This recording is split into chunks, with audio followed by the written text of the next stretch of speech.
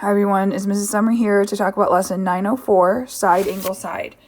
In this lesson, the I can statements are: I can determine the included angle between the two sides.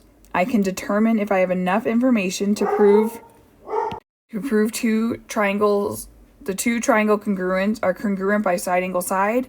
You can determine the measurements of corresponding sides and angles of two congruent triangles. The theorem is the side angle side congruence theorem. So if two sides and the included angle of one triangle are congruent to two sides and the included angle of a second triangle, then the two triangles are congruent. So if the length of AB is congruent to the length of DE, and angle A is congruent to angle D, and AC is congruent to DF, then this triangle is congruent to the other triangle. So in this example, it says to name the included angle between the pair of sides given. So we need to look at PK, so right here, and LK. So the included angle is angle LKP. Now if we're looking at JL and JK, the included angle is J.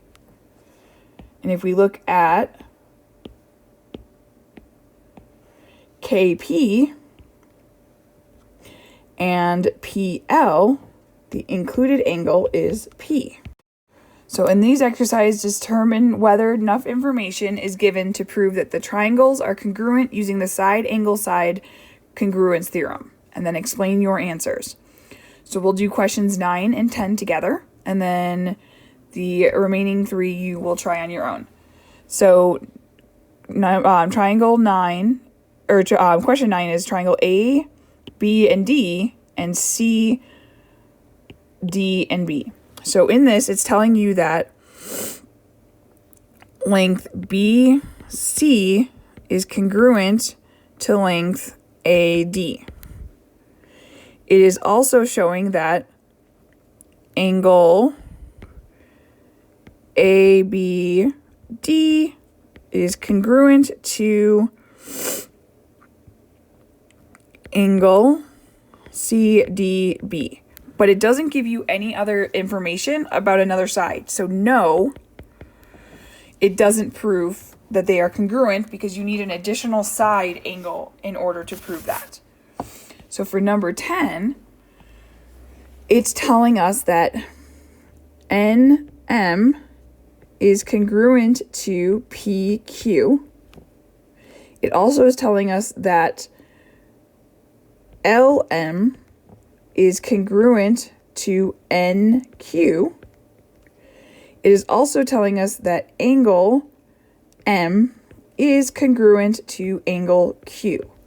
So we have a side, and the attached angle included. So yes, they are congruent. Congruent by SAS, side angle side.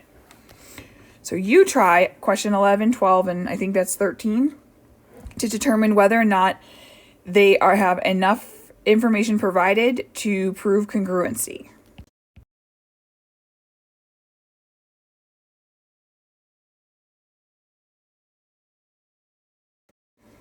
Okay, for question 11,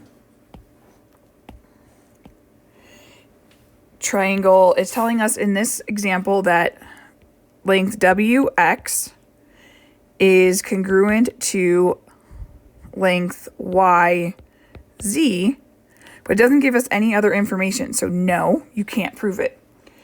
In question 12, it gives us that QV is congruent to UT.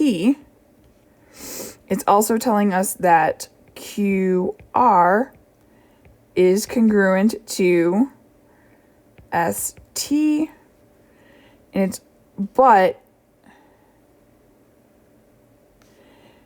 it's telling us that angle V is congruent to angle U, but it's not the one that they're connected to. So this would prove congruence if they were talking about that angle if they were congruent. So no, this does not prove congruence either.